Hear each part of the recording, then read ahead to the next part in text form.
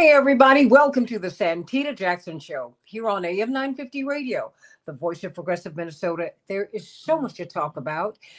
The Epstein revelations. We saw a lot of women come forward at the U.S. Capitol.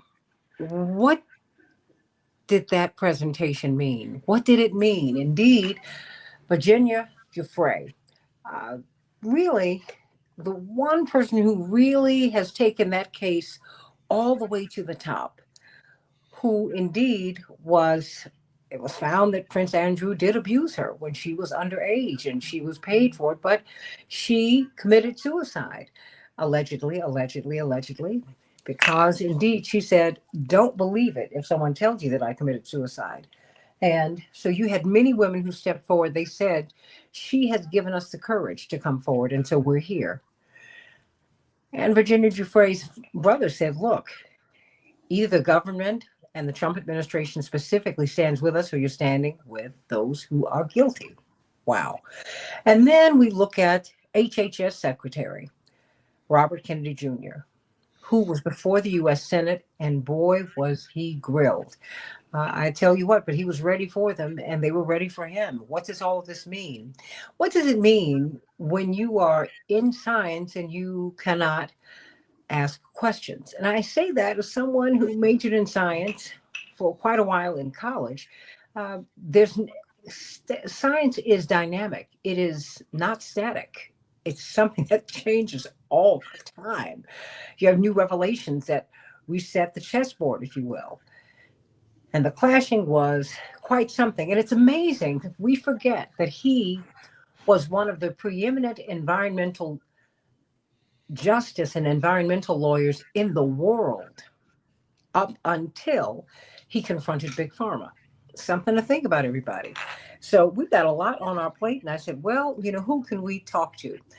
Well, the daughter of AM 950 Radio up there in Minneapolis, up there in Minnesota. Of course, it's always wonderful to have Colleen Rowley, the FBI whistleblower, and boy, oh boy, oh boy, I will just say truth teller. And I want to know how you're doing. It's good to be with you today. When something like this happens, my mother even asked me if I was going to reach out to you. But she said, no, I think she makes sense. I said, absolutely, she does. But, let's start with Epstein and all of these young women who were girls when these activities allegedly occurred, right? They were young teenagers, 14, 15, 16. They were certainly underage. And they were working at Mar-a-Lago, really in the presence of very powerful people. And it really, really, really is just heartbreaking. It was heartbreaking to see them yesterday. And of course, Ro Khanna, my dear friend, was standing with them along with Representatives Thomas Massie and Marjorie Taylor Greene and a few others. And so it's a story that will not go away. It's a story that will not go away. Why is that? Why is that? What about the questions that we have about Jeff Epstein, who he was, who he continues to be, even after he has left this mortal coil? Who is he working for? Why was he untouchable? Why is there such a mad scramble to protect him today? So reach out to me on Blue Sky, Santita Jackson. Matt Sowell is always there, sending you so much love. Hey, Bernadette. Hey, Robert. Hey, Daryl. And of course, santitajackson.bsky.social. You're here on the Santita Jackson Show YouTube channel. Please like and subscribe and continue to share the show. That helps us with the algorithm, everybody. And Santita Jackson and friends, like and share there. Please, please, please, please, please. And then, of course, go to Santita Jackson IG. That's right. I'm getting active over there on Instagram. Yay, yay. So X at Santita J. So Colleen Rowley, help me to understand what is going on, because one would think that this story would have gone somewhere. And it seems like many people are saying that even these bringing these police into these cities all over the country, that this is a distraction. That actually, the Epstein story, David K. Johnston, the noted investigative reporter, said, no, this is the story that can really uh, unmoor, if you will, the presidency of Donald Trump and so many other powerful people. What is it about this story that just won't go away, Colleen Rowley? Well, I think I have a couple of explanations. And the first explanation, which is exactly why I love this topic, I don't love it because of how horrible the underlying crime is, and talking about, sensationalist stuff like this, like some of those crime shows and stuff. That's not the reason. But I think the reason I like this story, and the reason it won't go away, one of the reasons, is it is completely bipartisan. And so when you see Ro Khanna, who kind of symbolizes the left, and Massey, who is on the right, and they are the two people seeking the documents, all of the documents, all of the emails, etc., everything that the Department of Justice has on this case. That's telling you something. It's telling you, again, that there is a wide consensus of people in this country that like the truth. There have been some horrible pedophilia cases before. There's been cases of movie stars. We saw the Weinstein one, the Bill Cosby. I mean, this kind of goes along with, I hate to say it, but power. When people get very powerful, it's like they get so bored. The normal person is just happy to have a job and put meat to put food on the table, and play with their kids or whatever. That's the normal person. But when you are up in the stratosphere of power, and the other symbolism that comes to mind is the end of the Roman Empire. The end of the Roman Empire, with these very powerful Roman leaders and emperors and whatever, they turn into orgies. I mean, it's food eating orgy, but it's also sex orgies. And, I think this happens. It tends to happen with people who have everything and don't have a normal, in French, they called it raison d'etre, a reason of being. They don't have the normal, goals in life and happiness, and they get bored, and they keep, this is the drug abuse, and it's a lot of things. But sex orgies, and again, Washington, D.C. has seen its fair share of them. There are these honeypots that are, in the FBI, when I was in the FBI, honeypot type tactics of tricking other powerful people into something that was extremely embarrassing, and then you could hold it over them and try to blackmail them to do what you wanted them to do. It's a normal modus amongst spies. And it's been going on, Mata Hari. Remember that? I don't even know the story of Mata Hari, to be honest, but this goes way back, where this kind of entrapment has existed for a long time. And so guess what? Washington, D.C. is a target. It's always been a target. And yet some of these people just can't seem to help themselves. I don't know how they can be so bored. They have enough work to do. They have enough jobs to do in Washington. And again, when they're leading companies and everything else, that they don't need to stoop to this level. But apparently, and I honestly, probably it's more attractive to men than women, although Ghislaine Maxwell, she's the exception to the rule there. Some women get involved in it too. But going back, there's a reason. The reason is, I think, the bipartisan traction of wanting to see the truth about this. The second reason that is Trump's very lame attempt at diffusing this by sending one of his buddies, probably but it's somebody he appointed quickly, the Department of Justice, to go interview Ghislaine Maxwell in prison so that she could get a better deal and get to a better prison life, and possibly even negotiate to get out early, possibly even that. You know what? That attempt to defuse was so lame that it didn't fool anyone. I mean, how could you have even thought that was a good idea to send somebody in there and say, well, Ghislaine Maxwell, she says Trump had nothing to do with this. I mean, that's almost, I mean, it's such a poor attempt that I think it then fuels people's even greater suspicions. Why would they go to this effort if there wasn't anything to hide? You know, well, Ghislaine Maxwell's not going to give us the truth when she has all the incentives to say what the Trump administration wants her to say. And I think that didn't work on the public level. It's like a lot of things. Some of these misinformation attempts that we see, or what do you call it? You know, Noam Chomsky called it public.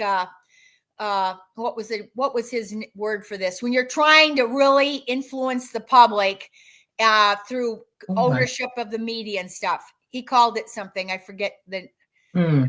Oh, it's well known, but and it's right on the tip of my tongue, because Herman, and he wrote the whole book on this. But it's been going on for a long time, and I'm happy that sometimes it's not working.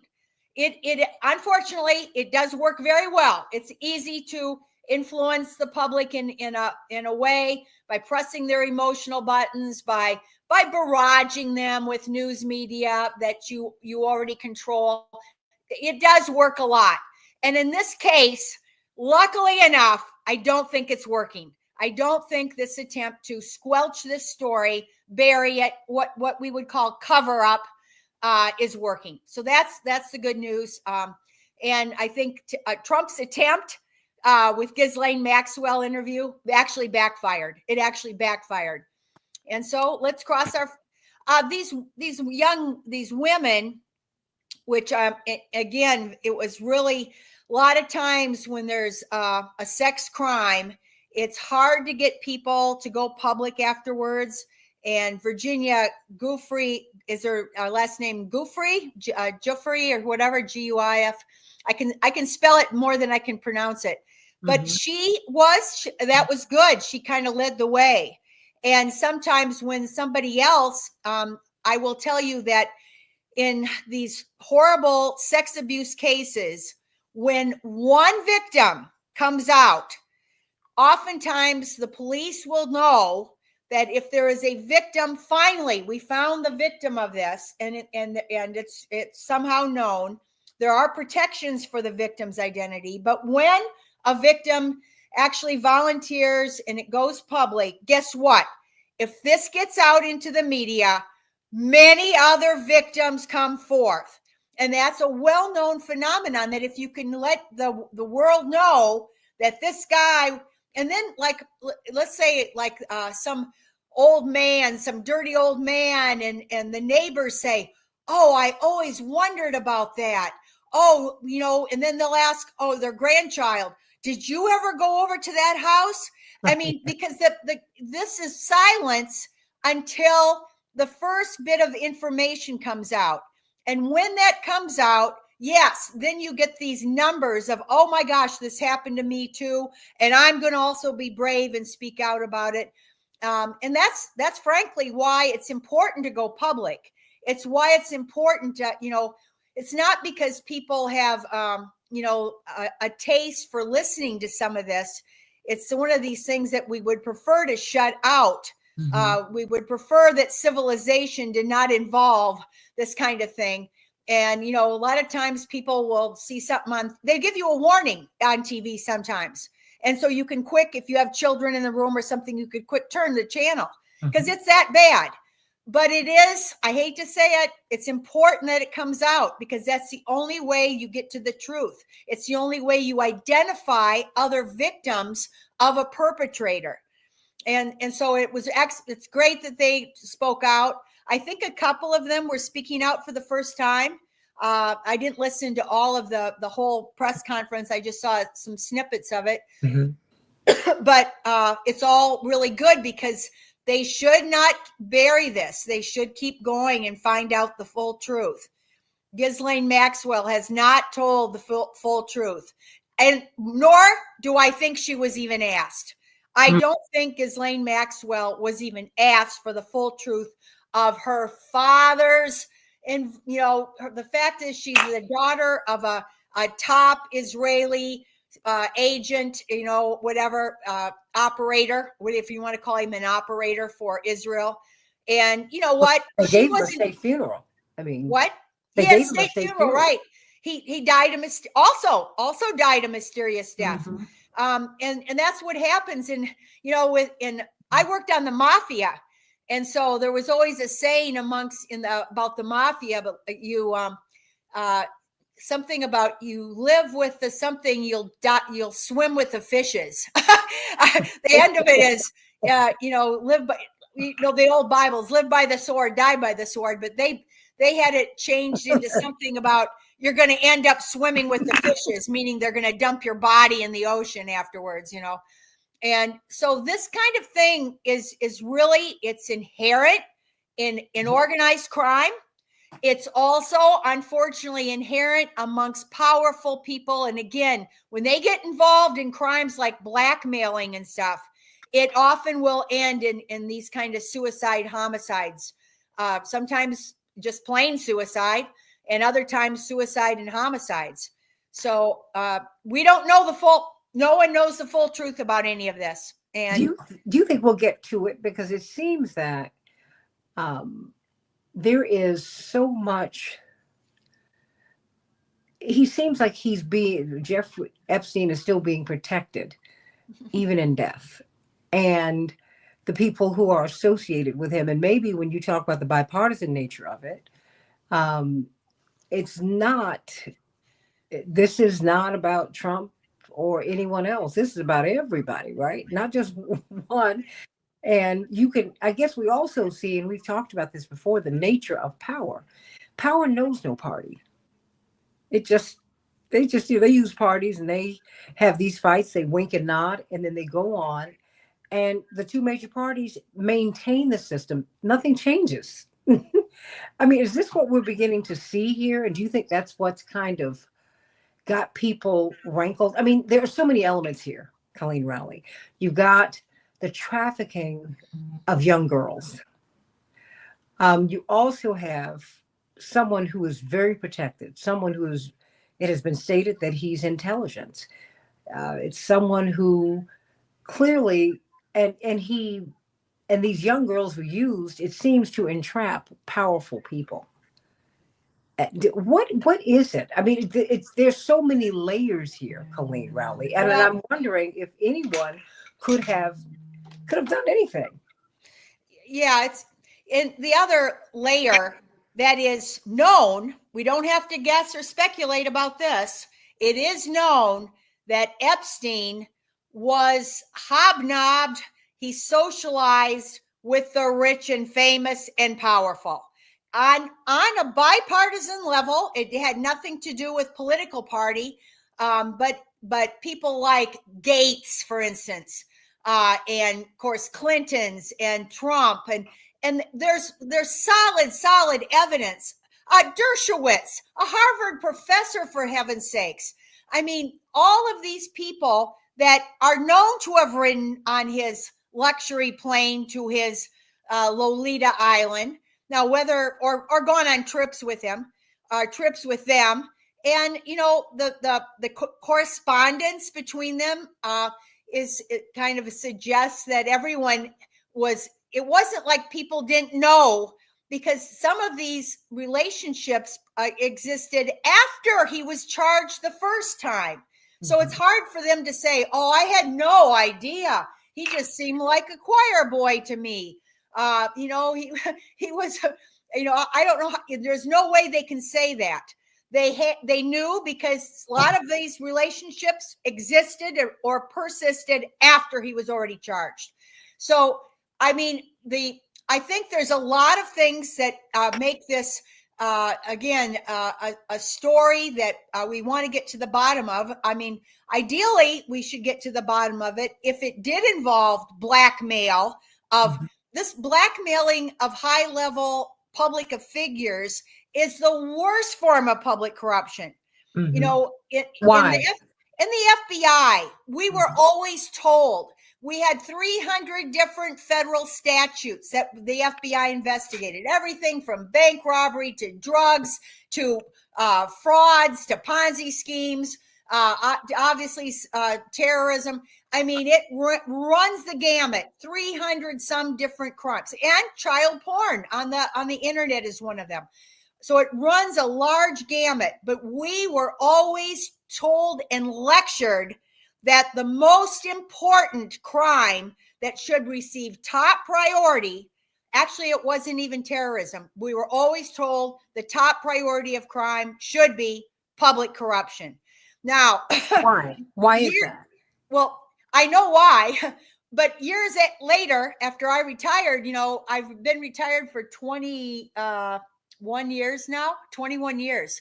And thinking back to it, I'm thinking, you know what?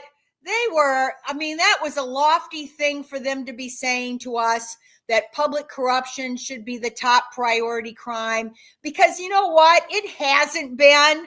I know it hasn't been in the last 20 some years. And even when I was still in the FBI, it was important. But when terrorism came along and the war on terror, public corruption went way in the back seat. But I will say I think the reason is because this is our whole structure of our Western civilization based on the rule of law, on democracy, elections. If you have corruption of your top officials, your whole democracy, you might as well burn it. You might as well burn it. What good does it do to vote in somebody who's being blackmailed by, and this, by the way, is going to lead into big pharma. This is going to what I'm talking about corruption and what's gone on in the past several years. It leads right into this dialogue on science versus public corruption and big pharma's public corruption. But, the powerful entities have found that they can bribe people. And, there's the small ones like your city councils, where, a city council, in order to vote for some, not an ordinance, but for usually zoning, because the real estate people have money. So the real estate people who want a zoning changed, it's very common. Okay, slip some city council person at 1,000, couple thousand, little things like that. Those are extremely minor public corruption. It goes all the way up to the point where you're in Congress, you're in the federal system, and you're even talking, presidents and princes. Prince Andrew is a good example. He had still retained some power before they kind of stripped him of his power. And of course, on the other side, the rest of the world, when they have their top level, diplomats are lectured about the concern that they will be targeted for these kinds of things. If you join the foreign service and you go to another foreign country, you're going to know that you are walking on eggshells and that there's going to be approaches on you, and you're supposed to report those, by the way. And then you're if you are entrapped on something, that's what happens, exactly what happens. And so we do it to other countries do it to us. And guess what? Our big corporate power entities, when you're talking about a little zoning ordinance on the city council level, and then you think about what the billions in military industrial complex and big pharma and probably oil. Long ago, we could have named big tobacco probably, but all of these very, very powerful corporate entities, they are not above the same things of buying off people. If they can do it, they will. And if they can get away with it. And so anyways, I know we're going to lead into the big pharma thing because of and I will, going back to the bipartisan. Okay, so the good thing is on the Epstein scandal, there's bipartisan support for releasing the documents and getting at the truth. Okay, great. But also there was bipartisan culpability. Epstein had friends of top level presidents in both parties, presidents on down. But hold on. But now the White House is saying to the Republicans, they're the people who represent their supporters. If you pursue this, although their supporters, the reason they're pushing is because their supporters are pushing them. They're saying we will treat this as a hostile act. Like, wait a minute, you all, hold it. This is you're putting you put. I mean, and Thomas Massey said it. He said the American people are calling for this. And maybe we need to be on this collision course, Colleen Rowley, so you can see that the tail is really wagging the dog. Well, okay, Thomas Massey, it doesn't take, is it Trump saying that we're going to term this a hostile maneuver on your part? They said the administration. The administration. Yesterday, well, he said, yeah. You know, he looked like he was, he called it a hoax. Mm-hmm. And then the young lady stepped to the microphone and said, I am not a hoax. I'm a real person.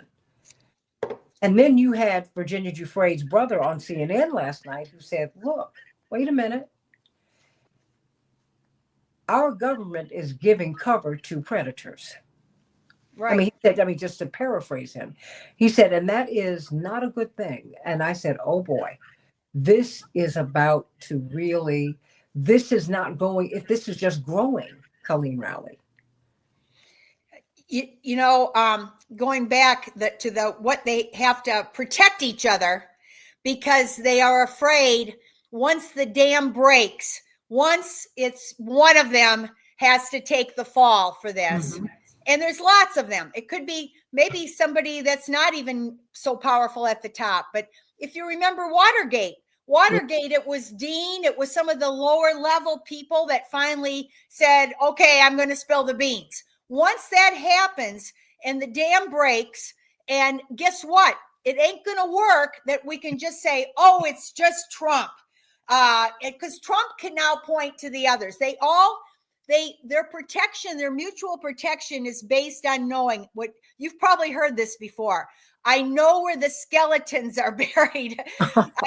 So when you're in Washington, after a while, and you're afraid, you might get afraid. Oh, they know something bad about me, but then I know a lot of bad things about these other people. And so they all talk like this. By the way, they all talk like this. I know where the skeletons in the closet.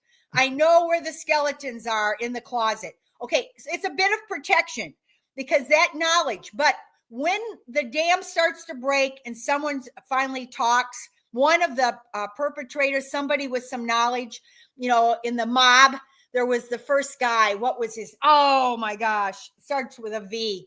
He spoke out because J. Edgar Hoover had been telling everyone there was no such thing as the mafia for years and years in the up until the 50s. And then while he was gambling at the track.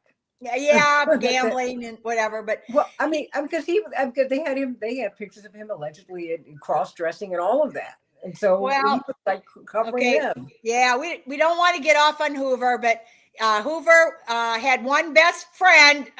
He only liked his mother and his other best friend, and he was very strange in some ways, for sure. And yes, he gambled at the track. He took his best friend, who he made second in the FBI, Mr. Tolson. Clyde Tolson. Clyde Tolson, yeah. Well, so they pardon me, but these are people who made Dr. King's life and yes. a living, well, I mean, fiery furnace, Well, everybody. you So, know you what? know, so There's look at it. there's a great example of blackmail. Exactly. You can, well, it's a common tool that's used for all, and J. Edgar Hoover was not above it. My goodness, Well, he that's what people do, right? I mean, yes, that's what they do. and again, it's a way of controlling. I mean, these people that are at the top of power, this is one of the major tools of thinking they control. The other one, as I just mentioned, and thinking you have some level of control over, you won't reveal my transgressions or my dark side because I know yours, and we're all going to agree. I mean, honestly, that's one of the things that's keeping this Epstein right now. It's keeping it from going completely, opened up, because there is a tacit agreement. You don't think the Clintons and Trump and Dershowitz and all the rest of them have a tacit agreement? I'll keep my mouth shut, if you will. Because you know what? When they were on the planes together, this was not one person on the plane. This was groups of people. And so they all know, they know a lot. I mean, how did Ghislaine Maxwell, if she had any credibility? Well, I know Trump wasn't involved. Why? Because she was there. She was in all these rooms, and I don't think she was telling the truth. But so the deal though is, when you have this situation and people are finally talk, you will learn the truth. And this blackmail, again, it's public corruption, the worst form of public corruption.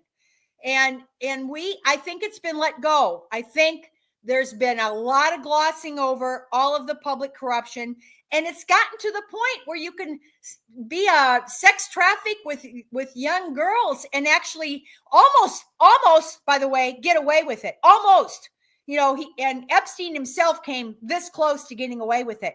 The first time he was caught, he got nothing. They handled it secretly. And the other big player in here, the big player in here, in all likelihood, that they don't want anything to come out about in terms of involvement, is Israel. Because Israel has used these kinds of tactics, just as other countries as well, but they've used these tactics, and there is a lot of well-founded suspicion that Epstein was working for Robert Maxwell and all of the Israeli controlled, in order to control powerful people, not just in the United States, but all over the world, in other places too. Well, before we talk about Big Pharma, just let this be the segue, because it's like the people want transparency. They want the information, right? And yet we're seeing, it's like you've got the administration, you've got powerful people who are telling our elected officials, don't touch this. This is hostile.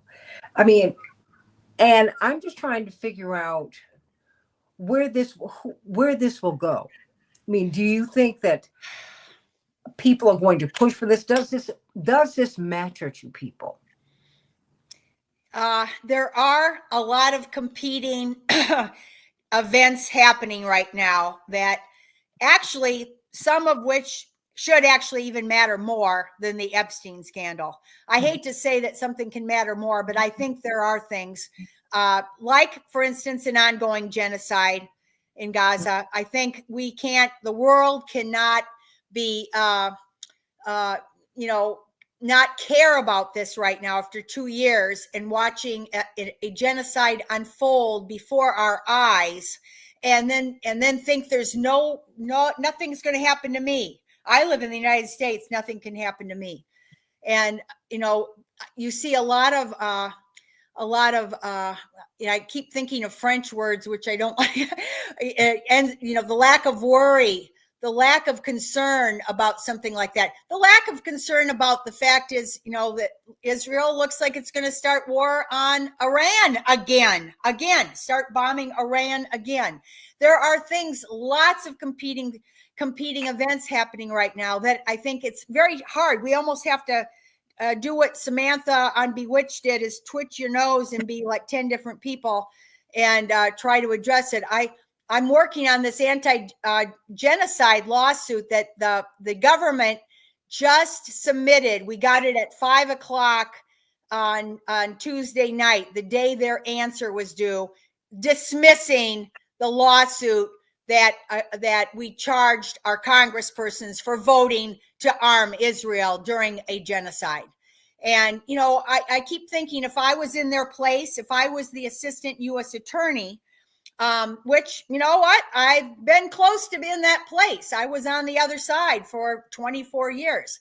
I keep thinking, and the judge even, for that matter, I keep thinking that after 2 years of having to have witnessed wanton murder of babies, and knowing that our government flippantly voted to support that, to arm Israel, to kill more children and babies, to now starve them. If you say, I am going to dismiss a lawsuit so that there is no accountability for having armed Israel to commit genocide. If I was the judge, I'd say, well, can the judge sleep? Is the judge going to be able to sleep at night? Now they all have big ego defenses. And so they'll say, well, it wasn't me. I didn't do it. I just dismissed a lawsuit asking for some accountability. So that's the way that your mind works. The mind will work to say, it wasn't me. I didn't kill any babies. We had our taxpayers that were mad that their congresspersons all went against the polls, by the way. Talk about a democracy. We have like 60-70% of people that want this to stop right away, even in Israel now.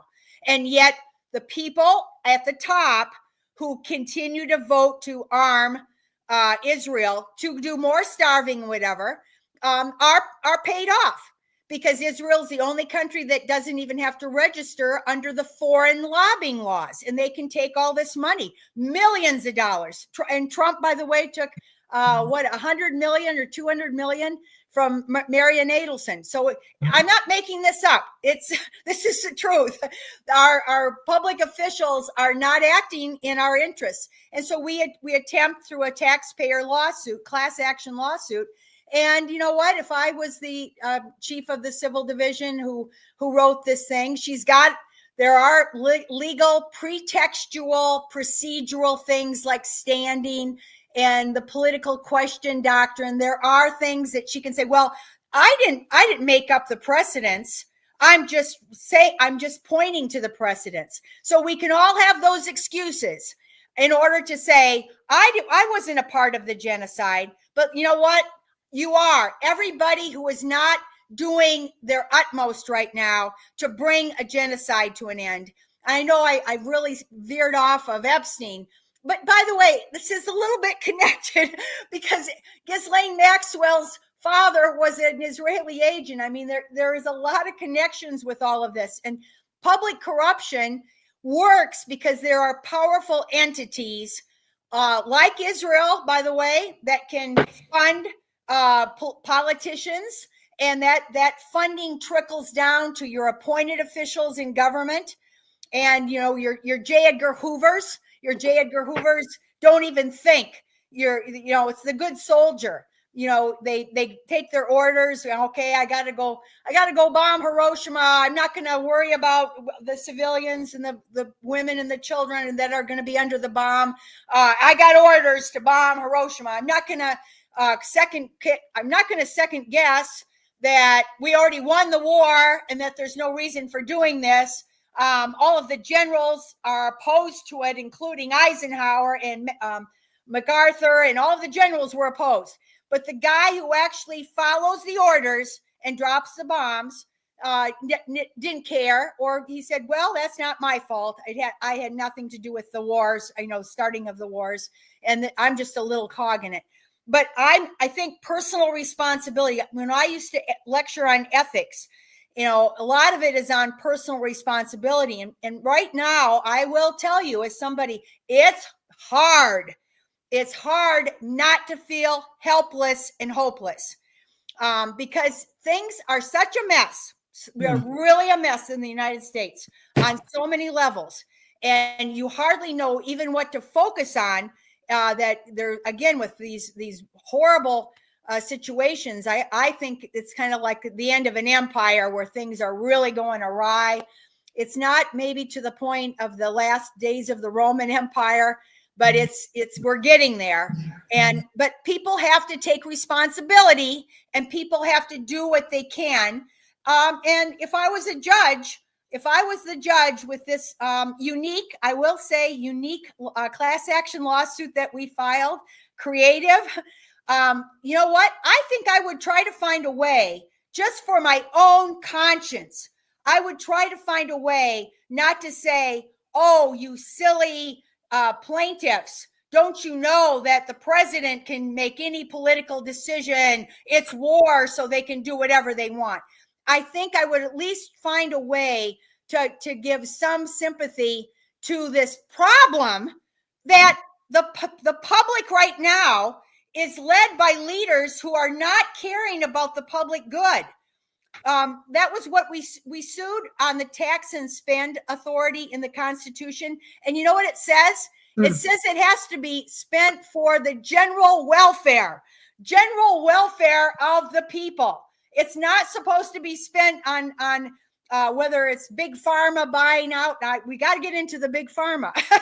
So, it's not supposed to go for this. It's supposed to go. These people are supposed to be taking lots of things into consideration and using their leadership skills to do the right thing for the mass of people, not for their powerful friends, whether it be Northrop Grumman, Lockheed, the military industrial. And that's why we've been in perpetual war for 24 years right now. That's why, because there's big money, and the money goes into these campaign funds, etc. Well, didn't we see that today with Robert Kennedy? Flora Williams, bless your heart, she wants to know who you are. She says, we have bigger problems. The Senate meeting today showed how incompetent the Secretary of Health and Human Services really is. Getting rid of vaccines is suicidal. Is it really that simple? And she is, in 2002, in the post 9/11 moment, she blew the whistle on the incompetencies of the FBI. 911 didn't have to happen. And she bravely stepped forward as an FBI agent and exposed a lot of things that went horribly wrong. Remember, we lost more than 3,000 people that day. Remember that. And then subsequent to that, we lost people. I was living in New York at the time. A lot of my friends who lived in that area developed health problems. And I lost several friends, Colleen Rowley, behind 9/11. And it happened very, very, very quickly. So she is a woman of tremendous significance, and I'm very blessed that she's really part of the family here on the show. But I want you to speak to what we saw today with our Health and Human Services Secretary. I would like to know what your thoughts are, because to me, this is someone's. I was asked, Colleen Rowley, by a journalist who's a Pulitzer Prize winner. What did someone I've known a long time, since I was a little girl? And he said, what do you think of him? I said, I have tremendous respect for him. He said, really? I said, something very interesting happened. I said, first of all, this is someone, Colleen Rowley, who's been behind the veil. He's been living behind the veil all of his life. He has lived a life that very, very few people on this earth can even think about. Can you imagine playing touch football with your family? Your father gets a call. Now, mind you, the phone reached out there. This is in 1963. And then he says, wait a minute, my brother was what? Killed? Well, then he goes and he calls the FBI. He calls the CIA. He calls the top people in government. Did you kill my brother? Did you do that? Then he's sitting in the White House as they are viewing his uncle. And the president comes in and says, well, they just killed the guy who we said killed your uncle, your brother. What? Then his uncle has a plane crash, which was suspicious. Then his father is killed in front of everybody. hold on, everybody. This is not someone who has not seen the underbelly. He is very different from most of us. And I remember meeting him last summer, Colleen Rowley, and I was singing at I sang the national anthem at the Presidential Freedom Forum. Thomas Massey was one of the moderators, and he spoke. He had to go someplace else, so he didn't participate in the forum itself, but he came, he spoke, and then he left. But I wanted to see him. And of course, he had a lot of security. But I said, I'm Reverend Jesse Jackson's daughter, and I would like to meet him. And he spun around. And I guess he saw me. I do resemble my dad. And we've all kind of seen each other down through the years, too. Good to see you. Hug. How you doing? I said, how are you doing? Because this is someone who at that time did not have Secret Service protection, which was very disturbing to me. As someone whose father got Secret Service protection literally the day that he announced that he was running for president, because my father, up to that point, was the most threatened presidential candidate in the history of the Republic. So for someone whose family have been killed over and over and over again, not to have Secret Service protection, I said, I just want you to know we're praying for you. And our country owes you so much. He said, we owe you. I said, oh no, we owe you. He said, no, we owe you. I said, you know what? I appreciate you.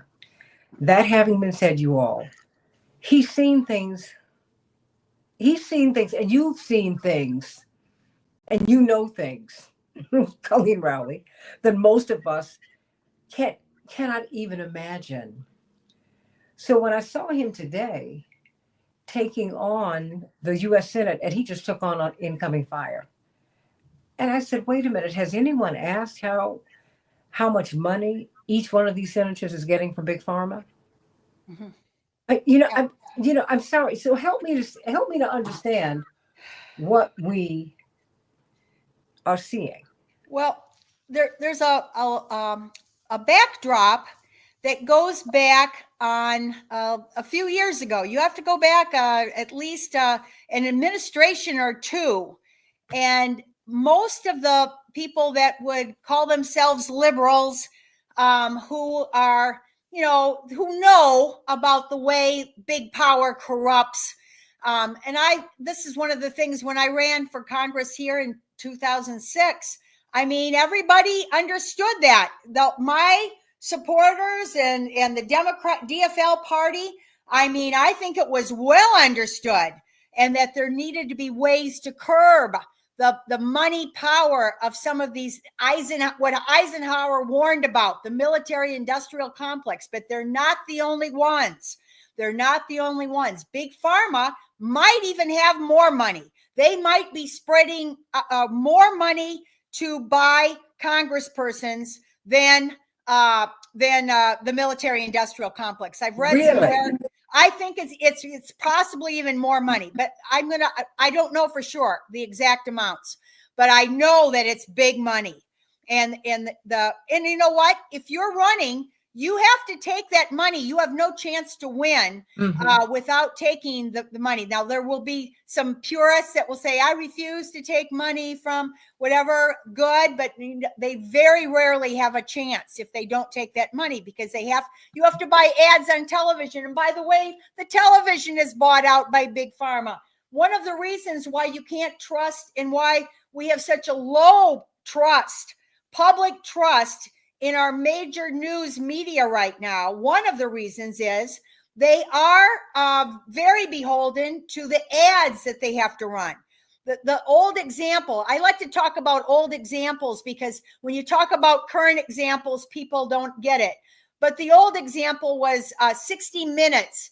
And they found out, he actually turned out to be a friend of mine. Jeffrey Wigand was the tobacco whistleblower. They made a movie about this. He went to Lowell, somebody at 60 Minutes, Bergman, I think. Anyways, what's his name? Wallace. The story was out there. Mike Wallace. Mike Wallace did the story. They were going to expose that big tobacco companies were deliberately putting different chemicals in the cigarettes to make them addictive. To make them addictive. And wait a minute, more addictive to you than heroin. Right. And it was a blockbuster story. Yeah. But it turns out the big tobacco company, Brown and Williamson, ran ads on 60 Minutes. And at the last minute, Mike Wallace had to pull the story because of the pressure from the tobacco company that didn't want the public to know that they were deliberately addicting smokers. And so this is, by the way, there's a movie, but it's, well, I listened to Mike Wallace. Mike Wallace came to the FBI once and gave a talk, and I was in the audience of this talk. And Mike Wallace admitted this was the biggest mistake of his life. His biggest ethical mistake of his life was pulling that story because of corrupt forces of the tobacco company. Well, guess what? I'm talking about something that happened a long time ago, but it never stopped. It never stopped. And now the ads for every crazy drug in the world, half the time, if you're watching the nightly news, these things, you don't even know what the condition is that they are to treat, because there's a brand new one, and they are making hand over fist money. Even the weight loss one, Ozempic, Mounjaro. Ozempic, yeah. A family member is on it and told me that it's running around $1,200 a month. So just magnify that by all the people who want to go on the drug. They need to lose weight, sure, but $1,200 a month. And just think of the big money involved in big pharma. Now, again, if you go back 20 years ago, everybody in the Democrat Party, I would get no disagreement about this. And, we've had the example of OxyContin that we know now addicted all these people. The doctors all became brainwashed to overprescribe it. People became addicted to it. The same thing, I know it's been brought up now with Robert Kennedy, with antidepressants to some extent. There's some possible notion that overprescribing antidepressants could be one of the reasons for a lot of these suicidal, homicidal mass killings.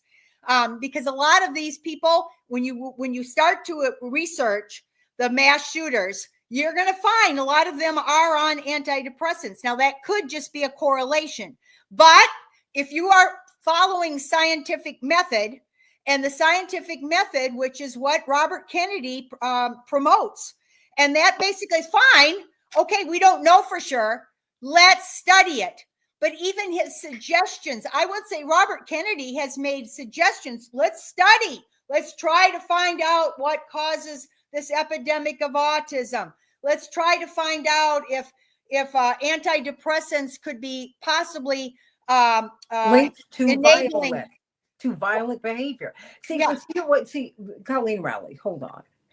See, one of the things that I don't understand, and I majored in chemistry for most of my college career, you always asking questions. I mean, I am fascinated on YouTube by these but they now have all of these math games. I was recruited to college for mathematics, quite frankly. And I love them. But you're always finding out something different, something new. And what you find out when you go to seminary, you find out they tell you God does not exist, so you have to build a case for God. When you get to differential equations in mathematics, they tell you numbers don't exist, so you must build a numerical system. As you go forward in your learning in academia, you're always asking questions. But it seems that the raising of the question, they're trying to throw him out of his job. I want you to give me 1 minute here, and then I'm going to continue, and we'll stop when you need to. But I'm hearing, so I just stay right here. It's AM 950 Radio, the voice of progressive Minnesota. Yes, I'm talking to Colleen Rowley, and yes, we've been talking about Epstein, and we did run long on that, but I know there's a lot that you want to know. This case is something, it's growing, it's deepening, it's widening. But we saw the whole U.S. Senate rain down on our HHS secretary today because he's asking questions that many of you have at home. The fact is, most Americans now do not trust the establishment, medical, governmental, media. We trust no one because we don't feel that anyone's telling us the truth. So, and he was able to actually, for a while, build a presidential campaign on that. So let's stay right here on AM 950 Radio, the voice of progressive Minnesota, the Santita Jackson Show. Hey, everybody. Welcome back to the Santita Jackson Show on AM 950 Radio, the voice of progressive Minnesota. I'm just having a few extra minutes with Colleen Rowley, FBI whistleblower. Of course, a Minnesotan, everybody. Yes, we have been talking about Epstein, and I think that story is going to continue to grow, which is what she was helping us to understand, because there's a bipartisan consensus that people want to find out what happened. And quite frankly, when you look at how people are treating medicines, Colleen Rowley, people don't trust our protocols either. I mean, and so I just want to know from you, because there's so much. My mother said when she was in college, when she and my father were in college in the early 60s, and this is at a black college, it was when Jim Crow had not ended. Okay, you still had a segregated America in the early 60s. My mother said, do you know you had people standing all over the campus who were giving out free cigarettes? And it was cool to smoke. It was elegant. When you looked at the movies, it was the height of sophistication. And then maybe about 10 years later or so, you started hearing, no, cancer, there's a risk. Now, mind you, they knew that then, but they didn't tell anybody. Colleen Rowley, help me to understand, what are we looking at here? Because I saw him under attack, and I said, wait a minute, whoa, this is like beyond the pale. And I know, and there's so many people who I respect who were attacking him. And, they all get a lot of big money from Big Pharma. And mind you, like you said, the mother's milk of politics is money, everybody. You got to have the money. And that's it. And so you can't get around it. You can't get around it until we decide that we have to have publicly funded campaigns, and that's just going to be the end of it. No more dark money or no more money from these corporate entities. But this is how it is right now. So what did we see today? Because boy, it's like, because Bernie Sanders is calling for him to be fired.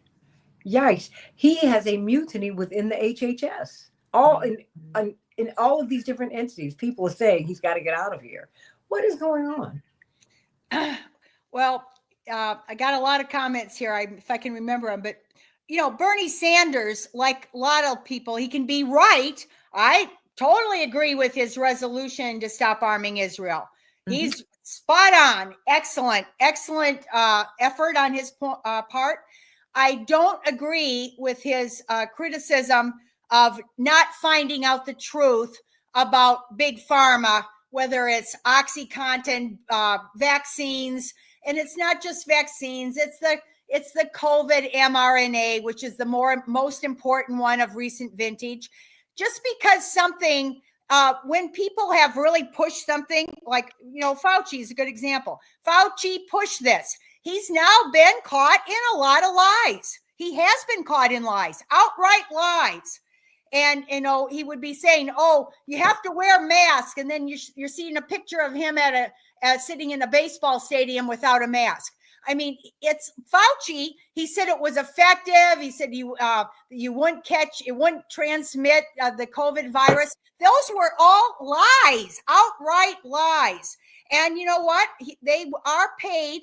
The money is funneled. And actually the development, the thing that he most lied about was the development of the virus itself. And he's been caught.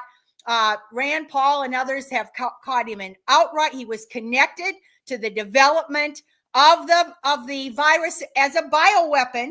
They were researching how to make gain of function, how to make a normal virus that nobody would have caught more transmissible, and they succeeded. That was not the Chinese, it was American scientists. Science is good in some ways, but when you get into this weapon development, it's not good. And we had scientists that actually helped create a virulent virus that ended up killing a lot of people. To this day, there's been no accountability for it. And why? Because there's a lot of powerful interests who want to keep this down. A lot of people know, but it's out online. If you look at things, you look at studies, there now are a lot of published studies.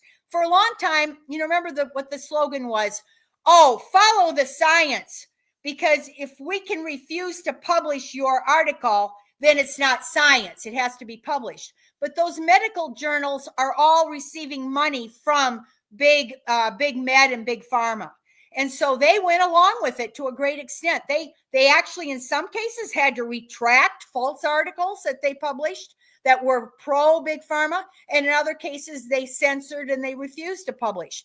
But a lot of this information came out anyway. And those leaders of that era have now been caught in a lot of lies. Now, when that happens, people that would have normally said, "Oh, I know this happened in the past." Big pharma, sold OxyContin. Big pharma, Vioxx was another one. I was on a panel one time with the Vioxx whistleblower, and they knew that Vioxx was causing heart attacks, and they still kept selling it for a long time. So when science comes in face of money and power gained from this, it's a battle. And right now, I'd say it's about 50-50.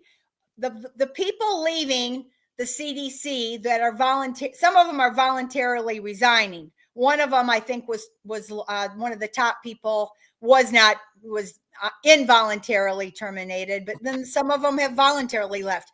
You could also look at this as the gig is up. I'm getting out of here. I found out that what we did, and again, we'll have to see if this happens. I know a lot of people are going to be very chagrined to find that they were duped by this whole thing, the creation of the virus to begin with, and then by people who claimed that they were doing everything they could to try to, immunize people against it. And these are the same people that had a hand in creating the virus to begin with. And so Robert Kennedy, in my opinion, is only suggesting that we actually would do what Fauci said, follow the science. But following the science means doing controlled placebo studies by reputable scientists. When they write their published study, they have to say, did I have a conflict of interest? That's great. They're some might lie on there. They might lie. But when they publish a study in a medical journal, now some of them have maybe it's a slight conflict of interest.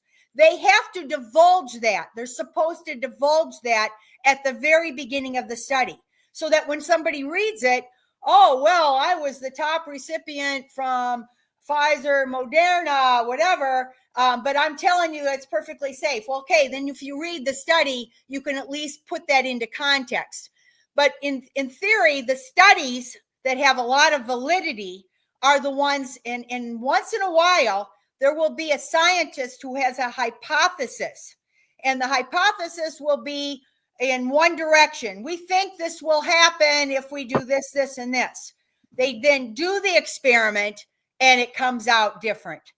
And if they were honest and do the experiment, and it comes out, or the data comes out and it shows opposite of what their initial feeling or hypothesis was, guess what? Those are the kinds of studies you should pay attention to, because that actually has actually convinced a scientist who originally didn't even think this was the case. It doesn't happen a lot. Usually they either prove or disprove their hypothesis, and they didn't have a strong feeling one way or the other. But once in a while, there are scientists who actually find out they were wrong about something.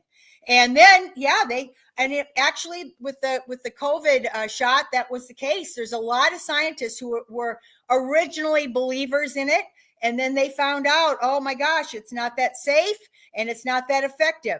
And you know what? We should have told people and let them make an info. Why did we always suggest go getting a second opinion? Okay, there was a common wisdom. You got diagnosed with something serious, a cancer or something like that. It was always said, get a second opinion. Well, did we get a second opinion after Fauci came out and his people and told us this? Oh, we'll have a group immunity if we all get vaccinated, even 6-month-old babies and blah, blah, blah. No. And many times, Vioxx is a good example. When they did the early studies, it looked like it was safe. When they first released it, they didn't have the data on the heart attacks that occurred afterwards. But then beginning after a while, they started to see these things. And when that first, like I said, I was on a panel with the whistleblower doctor on Vioxx. And after a while, he realized, no, it's killing people. It's giving people heart attacks. And so he then says, oh, we got to do something. We got to stop. And he then got squished because, you couldn't tell the truth. I think it took something like 6 or 7 years for the truth to come out, and people died in the meantime because they hushed it up and squelched it. And there's a natural tendency, and good for Robert Kennedy if he is trying to pierce the veil and actually use scientific method to find out if there are dangerous things, including in some of the injections, but also in drugs, other drugs. There's a lot of, our country now has been sold that drugs are the answer, especially for all the depression and psychological problems. We're sold, just take a pill. It's easy for the doctors. They can follow a protocol and they can prescribe. And a lot of people, by the time you get to be 70, my age, when I've gone in, the doctor said, now what drugs are you on? And I'll say, I'm not on any. And they go, oh, wow, that's really remarkable that you're not on it. Because a lot of times people are, and there are these chronic diseases. Robert Kennedy has talked a lot about type 2 diabetes. That's an epidemic. Maybe some of the drugs, Ozempic, maybe this will work to reduce and lower the obesity and then lower type 2 diabetes. We can cross our fingers. Maybe some of that will happen. Let's go with the medical. Let's go with good, scientific, unbiased studies and find out what works and what doesn't work. I think actually I'm saying what Robert Kennedy says. Robert Kennedy, now people made it a partisan issue because they associated him with Trump. When he joined the Trump campaign, a lot of people, especially on the left, who would have understood the problems of big pharma corruption, that would have understood that drugs oftentimes are found to be unsafe afterwards, and you can't just say, oh, they're safe and effective and keep the lie going forever and ever. A lot of people got duped by this thing because Robert Kennedy joined the Trump campaign. And so they the hatred of Trump was transferred onto him. I think that's one of the main reasons. I think actually what he's saying makes a lot of sense. I do not agree with Robert Kennedy on everything. And I do not agree with him on Israel at all. Mm-hmm. I'm completely on the opposite end. So it's not because I'm somehow fascinated with Robert Kennedy. I think that you're right. He has been, he's seen things from the inside, and he has an insider's knowledge of how things work. That's very true. And he's not naive. He's got the other thing, thick skin. Your father, Martin Luther King Jr., some people who have seen things from the inside do have to develop thick skin. And it's just the way it is. You have to, this is what goes with leadership. And he's been there and done that, and he does have the thick skin. And I applaud his efforts at trying to get to the truth of some of this stuff. And this is good. By the way, it's good. I mean, even if he has to take a beating in Congress now, and he's going to maybe he will be fired. Maybe they'll be able to reach a quorum, which isn't. I don't think that's good thing for him to be fired from his position, because I think he was doing a good job. But if he is fired, it just shows you the amount of power that's on the other side. And you go back to the Epstein. Right now, you asked once what's going to come of this. You know what? I don't have a crystal ball. I think it's 50-50. I don't know if the victims of Epstein, I don't know if the public taxpayers who have been indirect victims of some of this corruption and whatever. We've all been indirect victims of it. I don't know that we're going to see the truth, because power, ultimately, over time, we will learn. I mean, I'm sorry. but Colleen Rowley, while you drink, get some lubrication. I'm wondering, yesterday with these young ladies who were part of the Epstein story. What was different this time was you had young white women. Wars have been fought saving the virtue and protecting white women. Birth of a Nation. I mean, that Emmett Till, a white woman, conceivably, her virtue or an attack upon it launched the modern day civil rights movement. Because a 14-year-old boy allegedly whistled at a grown woman. Okay. And it was something about watching these, and they're still young women. So horror upon horror, you say, my goodness, they were children. I think that changes things. Even as I look at the comments here, and Flora, I hear you. You say that, wait a minute, you said you don't care. You said, I am on track for my COVID shot and flu shot. RFK eats bear cubs. I will never trust him. I don't care who his daddy is. I hear you. We're not asking you to trust him. All I was trying to share with you, because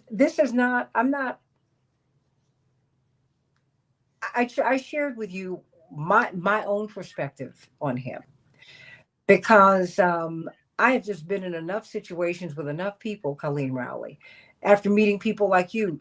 When you meet people like me, you say, well, now look, you already know how this goes. And I do, because I've lived under surveillance all my life, right? So I get it. I mean, it's like you take it as a given. And we have seen, I think that more and more Americans and more people are seeing beyond the veil. That, it's like we're almost home, Dorothy, and we snatched back the curtain and we found out the wizard is just this little man who's twisting knobs. We're like, wait a minute, what's going on here? So I saw that with these young women. And I also, when I saw all of these people attacking him, and I'm not asking you to believe him. All I'm saying is, it is unscientific not to ask questions. You put the questions out there. You have a debate, and that's what research is. Research is starting off with a premise, and then you go where the evidence leads you, and sometimes it leads you 180 degrees to 300. It turns you all the way around. It's like, I didn't expect this conclusion, or you find out something very, very new. So I mean, Colleen Rowley, why don't you speak to that? Because I mean, Miss Flora says, because I'm not asking you not to get your shots, Miss Flora, and I don't think that the secretary is either. He said, I'm not saying to you, you can't get the shots. What I am saying is, you need to make an informed decision. I'm trying to get information to you so that you can feel very, very good about the decision you have made. Because come on, everybody, a lot of people are having a lot of discussions about all of these medications. Years ago, just a few years ago, you were just told, everybody, we don't even hear about Weight Watchers anymore, Colleen Rowley. I've lost more than 200 pounds. When I went to this doctor, and mind you, I went to the the top bariatric surgeon in the world. I was treated very differently. Number one, they called obesity. Number one, they said it's a treatable disease. It's a disease. You have a genetic predisposition, Santita. You're doing some things that are wrong, and that's about 20% of you. But you also have, we have observed you. We now see, and we have studied you, and we've studied this. It was a whole new way, Colleen Rowley, of looking at obesity. I've been doing Weight Watchers. I've done everything. And even then, with the surgery, everybody, I still had to release sugar. And that is all starches. Because if I did not eat a certain way and start walking and really doing a lot of other things, I never would have lost the weight and I wouldn't have kept it off in all these years. Okay. So all I'm trying to tell you is that the science is always evolving. And there's so much money in this. They haven't treated anything. They haven't. What Chris Rock said, they haven't cured anything since polio. Colleen Rowley. In all fairness to people, it's difficult with scientific breakthroughs and studies. It really is hard to figure out what's true and what's not.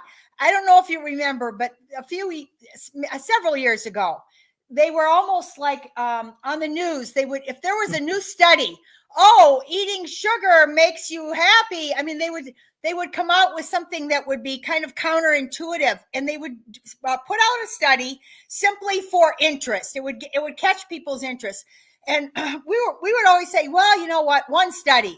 Coffee is going to kill you. Coffee is the best thing in the world for you. I mean, there would be opposite things all the time. And say, how the heck do you know what's true or not true? Because these things would come out. I always think, I said, well, you can't go by one study for starters. And I would just suggest that any listener who is actually, interested in this, first of all, yes, get a second opinion. Do not always listen to like your one. If you have a doctor who's been right before, who has a track record of being correct on things, maybe he's worth listening to. But when a doctor or a scientist is a track record of being wrong, okay, now maybe their credibility shouldn't be ranked that high, because that's how you judge things. And when the published medical studies are supposed to be peer reviewed, and watch the studies now, they are very, very different. Right now, 4 years after, and by the way, it's hard for me to understand why people associate Trump with being vaccine hesitant, because in fact, Trump was the one who took credit for warp speed development of it. It was Trump. I mean, I don't think Trump understood any of this, by the way, but he took credit because he was a politician and he was, I got it out the quickest, whatever. So it was kind of strange when people started to associate him with being Trump hesitant. And they actually, it's known, by the way, this is not me making it up. What's known is that the vaccine hesitancy was an official doctrine. And they went to Twitter, our government, Fauci and all the rest of them went to Twitter. They censored, like you said, anyone even asking a question. If there was one former New York Times, he ended up suing the government for this. He was censored for the most banal questions about vaccine hesitancy. He got the emails in Discovery, and it says, we will not allow anyone to say anything that would cause people to be hesitant. Because our goal is so great. So that's known. That actually is known now. And that's a problem. That's a problem when you will not allow questions and you will not even allow scientific research. So yeah, let the scientific research come. People should keep open minds. And I know it's difficult, but read more about this, because things have changed a lot from 4 years ago. When this was, considered to be, if you even asked Rachel Maddow now what she said, oh, it's safe and will prevent people from getting the virus, she would have to admit that she was wrong. And Megyn Kelly said the same thing. I mean, a lot of people have changed their minds. And all I'm saying is that, Colleen Rowley, we're not allowed to ask any questions about anything. They've shut down the discussion on Epstein. They shut down. We're just shutting down discussions. The president just says, "Oh, you all still talking about him? Now you campaigned on this. What are you talking about? Wait, and you also campaigned on what Robert Kennedy. You called Robert Kennedy in 2016." And Robert Kennedy said, "You know what? When I went to Mar-a-Lago, of course people were shocked that I was there." He said, "But he reached out to me, and so okay, I went. I know a lot of people went." And he said, when I got to his apartment, there were several parents of children who were on the spectrum who were there. They started off fine. They got shots, and then they were not fine. I'm not saying that vaccines don't work. I believe that they do. That having been said, it's not a one size fits all scenario, everybody. And I'm thinking, and wait a minute, Solomon said he was kicked off Facebook and they'll probably kick me off today for even this conversation. But you know what? You all please pass this along, because for us not to be able to ask questions, to me, is very dangerous, everybody. Yeah, exactly. That's exactly. And the smartest scientist in history, somebody like Einstein, he wins all of the awards for the theory of relativity. You know what? A later scientist comes along and shows where part of the theory of relativity was wrong or could be improved on or added to. Guess who the first person is saying, "Yay, I'm glad you helped further science"? It's Einstein. A good scientist does not react this way. A good doctor, by the way, a good doctor will not be someone, they're going to have that kind of an open mind, because you know what? They know that different things work with different people, and we all have different physiologies. So while, let's say you're anemic, okay, people with anemia, okay, normally they would prescribe an iron pill. Guess what? Some people can't take iron pills. And so that has to be tailored to the person. And every person's physiology with diet and different drugs work different ways on different people. Good doctors, good scientists will recognize that one size does not fit all. Absolutely, absolutely right. And they will take their experience and they will not give you this kind of black and white that we actually, unfortunately, I think we were subjected to black and white for a few years here. And I think Robert Kennedy is just trying to ask for more science. That's what he's trying to do.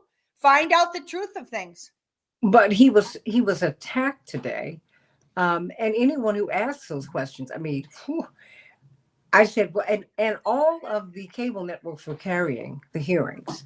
I said, well, do they have a heads up? Do they know that he's about to get fired? I mean, because this was like a showdown today.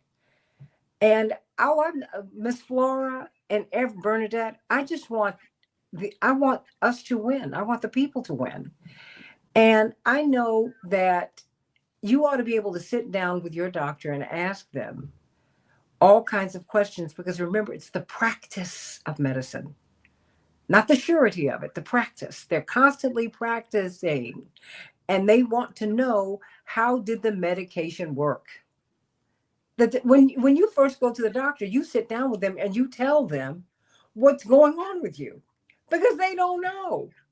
And the more you tell them, the better able they are to help you.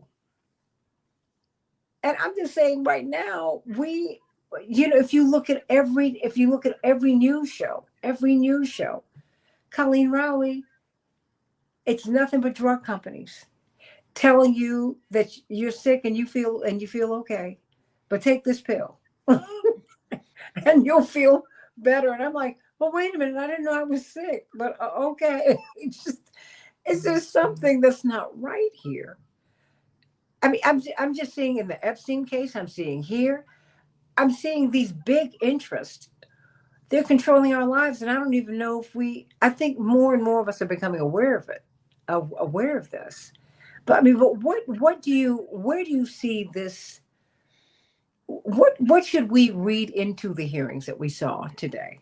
Because it was, it was just, I've rarely have I seen a public official treated with such attacked in this way. Really. Well, I think they'd love to do this to Trump himself. And Okay. so when they get Robert Kennedy in there, they think it's the next best thing to doing it on Trump. Maybe that's part of it is politics. And we'll have to see what happens. But I think that, there had to be a bit of truth come in after what the country went through in the last 4 years. And by the way, I'm not talking about the mRNA shot. Actually, I'm talking about the development of the virus itself. That didn't come out of nature. That was found out that was Fauci also was part of it. It did not emerge from nature. It was a gain of function thing that made it virulent. And and there are epidemiologists.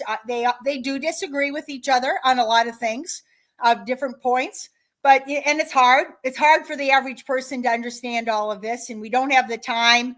Nobody has the time to pay attention to all of it, but keep skeptical. I'm just going to say, when leaders come out, and especially if we know them to be beholden, or like, for instance, 60 Minutes was to the tobacco company, when Mm-hmm. it's known that the figure that you are supposed to believe in is either corrupted or beholden to a very powerful interest, at the very least, keep your skepticism. Do not just say, oh, well, it's somebody, he's the head of the CDC and the health and whatever. And I would even apply that to Robert Kennedy. I would never take words out of somebody's mouth and say, well, that's God's word. Yeah. No, it's not.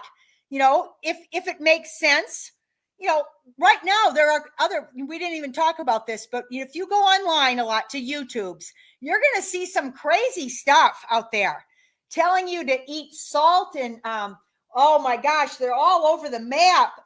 There's a secret trick and salt and lemonade or something, and you'll lose weight if you do this special thing. And they'll say things just to be provocative, and they'll say they're doctors. There's a whole slew of these. Now, come on. I mean, that even includes this stuff. They obviously work on people. This works on people. They see it. Oh, I'm a doctor. By the way, they're all dressed in white coats. They dress in white coats. I mean, you see the psychology involved, and that does influence people. Keep skeptical. Keep skeptical. Okay, if you want to try salt and lemonade, go ahead and try it. but you know what?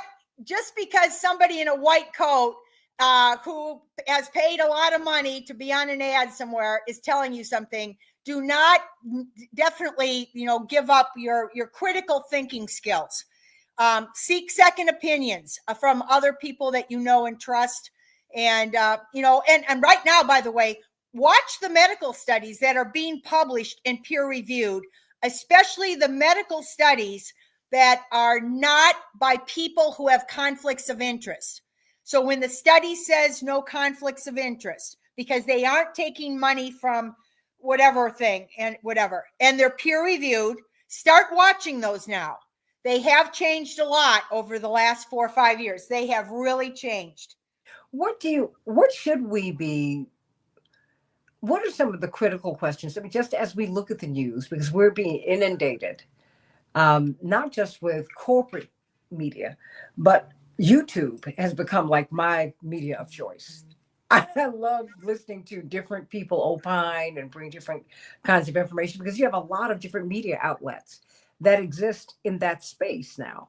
It's some of the best information that I'm getting on the Middle East, Africa, Asia, just all around the world, even in the United States. I'm getting from a lot of different media startups or a lot of different media organizations that I find readily giving me information on YouTube.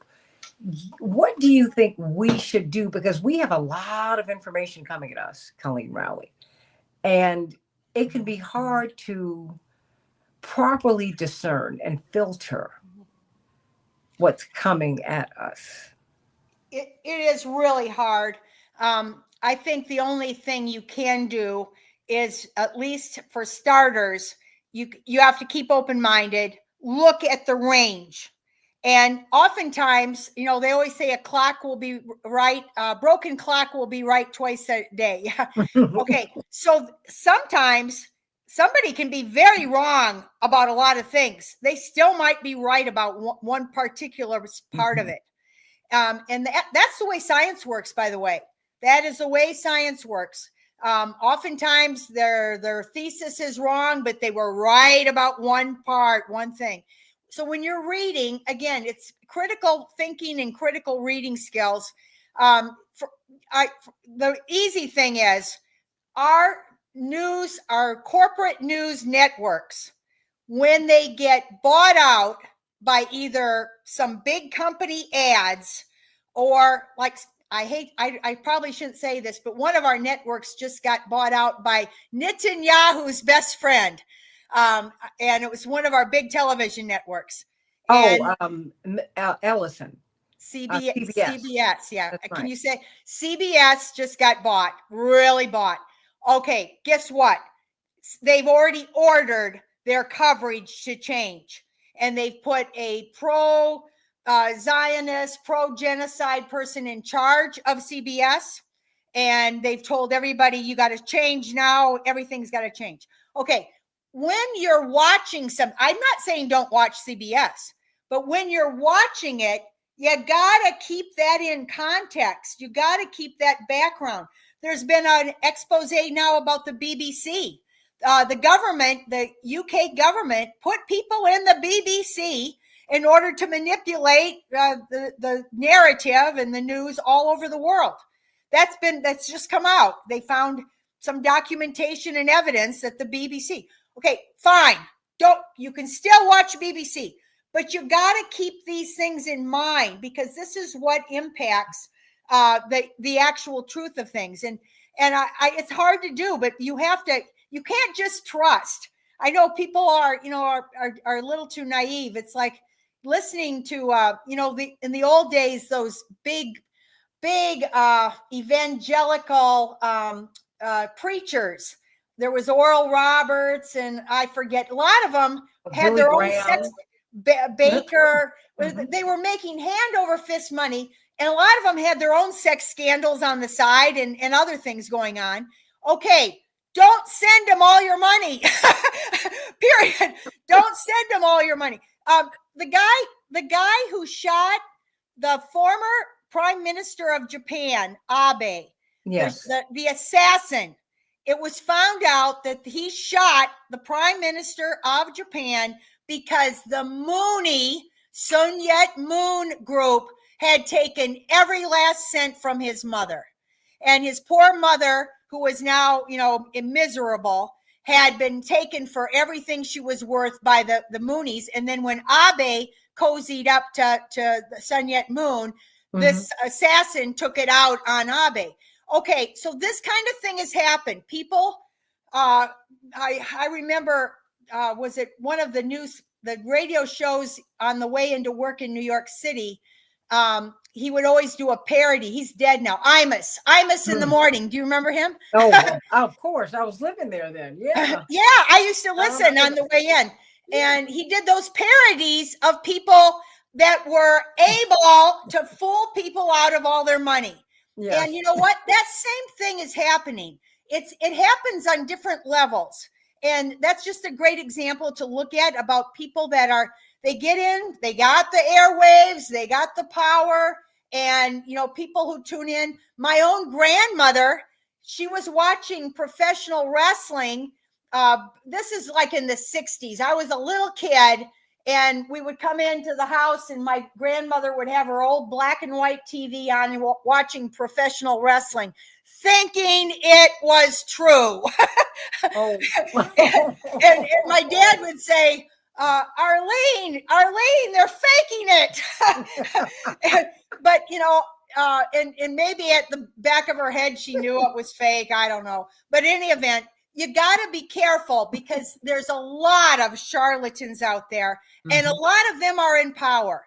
They are in power. Just because somebody's in the white coat and they're in power, keep your open mind. Look at ask questions, definitely ask questions, and keep skeptical about things, because there's a lot out there to fool you. And big pharma, by the way, including even the mRNA stuff, including the antidepressants, it definitely included Vioxx, it definitely included OxyContin, and a lot of other drugs, a lot of other things. Johnson & Johnson, they've all had to pay huge fines for misleading the public. At one point, this was a common understanding that many people had. And I think all this partisanship with Trump and everything kind of really messed with people's minds. And people now, like I said, I don't think Robert Kennedy, I think he's asking for studies. I don't know how you could be against further studies of things. I mean, honestly, further studies. Let's find out.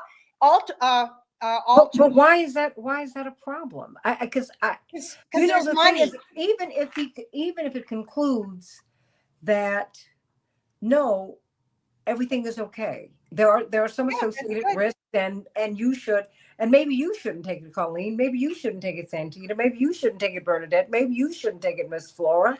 Right. Or maybe you should take it at this point in your life and not here. Right. Don't you want to know? I mean, because I think that's important, but we're not, and I'm saying we're not allowed to ask any questions about anything, Colleen Rowley. Increasingly, we're being shut down. You're told, okay, Epstein is a hoax. It's clear that's not a hoax. These are human beings. Are you kidding me?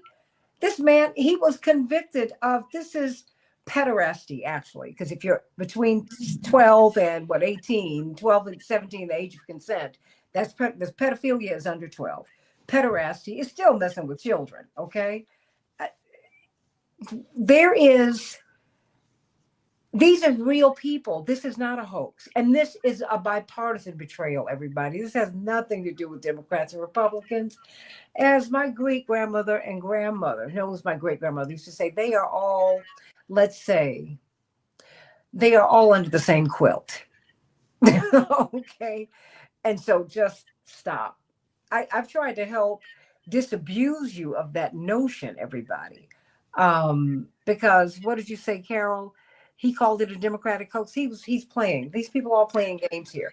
This has nothing to do with Democrats and Republicans. The hoax. There was a hoax on Trump. And this thing again, it's like, it is complicated. It is not black and white, one thing or the other. The Russiagate made up stuff about him colluding with Putin and the Steele dossier. By the way, that was a hoax. I'm sorry. Trump is right. Trump is right on that. That was a huge hoax in order to further war. That Steele dossier was completely made up. And in all fairness to people who fall for things, and by the way, we all do. We all fall for different things. In all fairness, the FBI fell for the Steele dossier. Maybe some of them didn't. Maybe they were in on it. The highest levels, Comey, Strzok, of course, Brennan at the CIA, a lot of these people, either they were stupid and fell for that Steele dossier hoax. It's possible that came out of, by the way, paid for by the Clinton campaign. It was nothing but political, the Karl Rove type shenanigans that they all play in these political games. The Russia stuff was all part of something that Karl Rove would have been capable of. He made up equally stupid things. He made up lies about McCain having children out of wedlock, complete lies made up by Karl Rove when they were about his child they were running against McCain. This kind of thing, that go back to what I say, political campaigns, they almost think they're allowed to lie to the extent of even forging documents and whatever. But in any event, so again, it's not black and white. Trump was right. There was at least that one bad hoax against him, the Russiagate. That was a bad one. I don't think Epstein is not a hoax. So he, but there are hoaxes. I mean, Solomon, you say, why would you talk about the Russia hoax? I said, number one, I did talk about it because I said it was a hoax. I said it was a hoax when it was first presented to us. I said, this doesn't even make any sense. It doesn't. So, no. I always felt, and I always felt that this was a hoax. I felt that it was designed to derail Trump. And the thing is, I am not someone who supports Trump. But the thing is, what I don't want you to do, what I don't like in politics from anybody, are dirty tricks. Let people win and lose on the issues. And if you like someone, I love them, even if I don't vote for them. If that's your choice, and if the majority wins here, I'll go with it, because that's just where I am. But I don't like the games that we're playing, because we've become so siloed ourselves, Colleen Rowley, that we're not even looking for truth anymore. We're just automatically falling in with a party. And the only independent president we've had, everybody, I keep telling you this, the only president without a party was George Washington. He felt that the parties he said, don't do this. I have gone on record, Colleen Rowley, I think, okay, run as a Republican or a Democrat. But when you get into office, I think you need to leave your party behind, abandon the party. Because you know what? I need you. I don't want a Democratic president. I don't want a Republican president. I want a president who's going to put American people first. That's what I want. Yeah, we absolutely need, if we had a decent candidate to say, you know what, I want to channel George Washington, that would be a great, absolutely, who is forced, who didn't even want the job. And they pushed it on him. Yeah, absolutely. And he did not want to be a king. They said, you could be a king. He said, no. We just fought a revolution, guys. We said, we don't want this, right?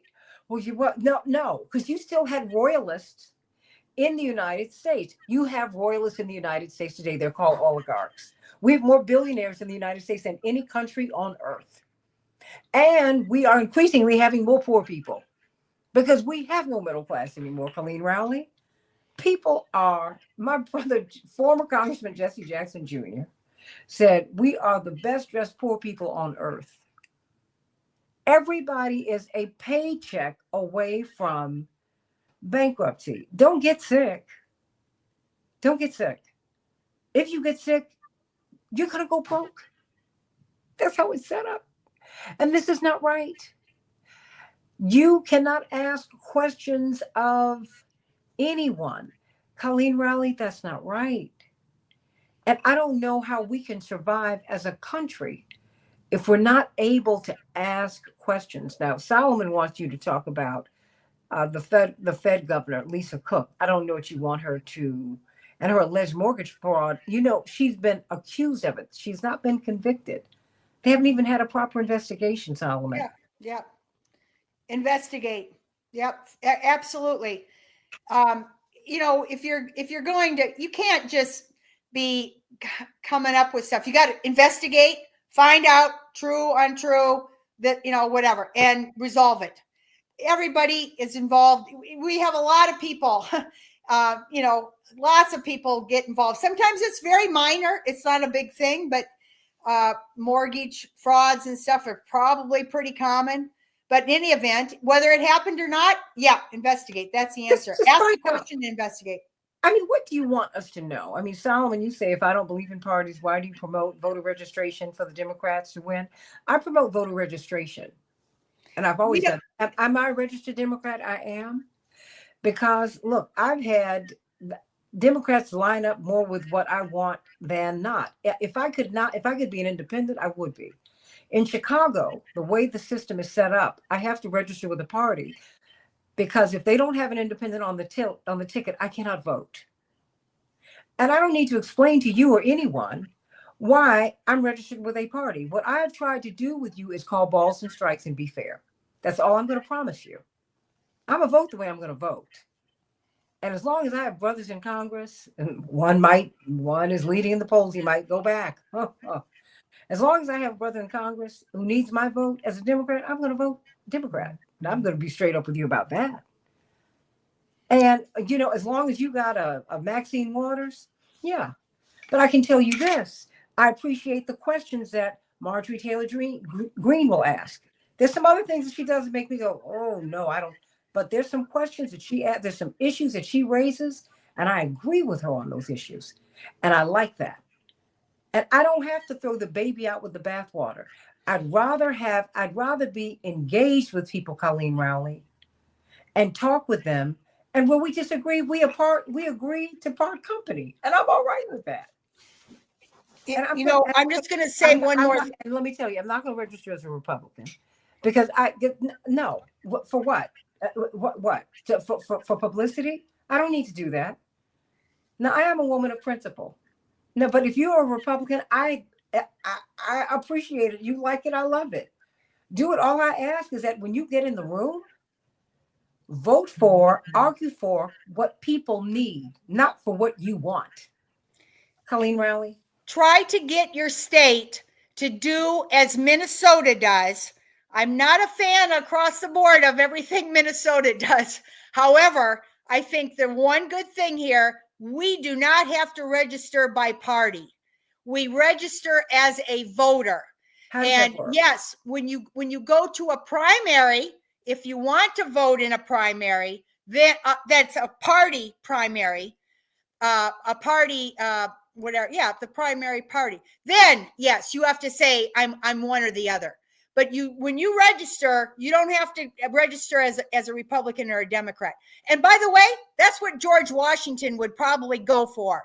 George Washington would say more states have to be like this and not force people into registering by party. And then, yes, later on, if you want to vote in that party's election, then yes, you have to say I'm in that party. But that actually makes a lot more sense than forcing people into one party or the other, because it does make people much more partisan, and they're not able to see all the sides of it once they join. Anytime you join a group, I'm going to have to take off though. I'm sending you much love. Yeah, thank you very much. Colleen Rowley, everybody, FBI whistleblower and truth teller, sending you much love. I'm going to stay here with you all for a few more minutes and answer some of your questions and be engaged with you. But let me say this, we're not going to call names, Robert. And even if I'm being trolled, and I am, I'm all right with that. I just want you to understand that I'm fighting for freedom and for liberty. That to me is what is so important. I do not believe that you should be locked into anything but being the best human being you can be. And I want to fight for the country. I want our country to be all that it's supposed to be. I do not think that being locked into a party is the way. I think you should vote on principle. I really do. I mean, many of you who are making arguments for, I understand your disappointments with Democrats, and I understand people's disappointments with Republicans. My father has said for years that Democrats took us for granted and Republicans wrote us off. A lot of people what's disappointing to me about many Black people in the Republican Party today is that many of them are being used, as many people are being used in the Democratic Party also. All I'm saying is, okay, if there's nothing wrong with being used, but there's something wrong with being misused, right? Don't tell people lies. If you are going to be in the Republican Party, then you need to fight for Medicaid and Medicare. You should fight the big, beautiful bill on principle. That's all you need to do. Just on principle. That's not a partisan issue. That's a people issue. $1 trillion was cut from our healthcare system. $1 trillion. I don't care what you are. I don't care what party you're in. That should not only unsettle you, it should frighten you. When the number one driver of bankruptcies in the United States today, it's your medical bills. This is not a partisan issue. Enough of that. This is about people living or dying, period. I've got a father who is struggling with Parkinson's right now. And my parents are having to use everything they've got to keep him comfortable and alive. After having worked, my father's had a job since he was about 5 or 6. He would haul coal. He would put wood on trucks. Yeah, as a little boy. And his grandmother was, my great grandmother was so proud of him because she said the boy always had a mind to work. He should not be huffing and puffing after he has made all of this money and made all of this way for all of these people, but he has to do that. Nobody should have to do that. That ought to concern you. Not as a Republican, not as a Democrat, not as an independent, as a human being. Healthcare is a right. It is not a privilege. Being housed is a right. It is not a privilege. Being educated is a right. It is not a privilege. All of these things that people need to sweat, people feel that you need to sweat and hunt for. This is wrong. It's just a moral disgrace that you think people need to earn their way in to live. God gave you the gift of life, not some human being. Everybody deserves a right to eat the fruit of the tree of life. Everybody. Grow up in your politics. Grow up in the way you think about people. Grow up in the way we are going to be Americans. Every human being deserves to be well. You should not be counting your pennies and trying to figure out, or feel a lump when you're bathing. And you say, well, I'm going to ignore it because I cannot afford to get a biopsy. Do you know how many women get diagnosed with stage 4 cancer because they knew that even I've heard some women say, even if I got checked, I can't afford the treatment. Really?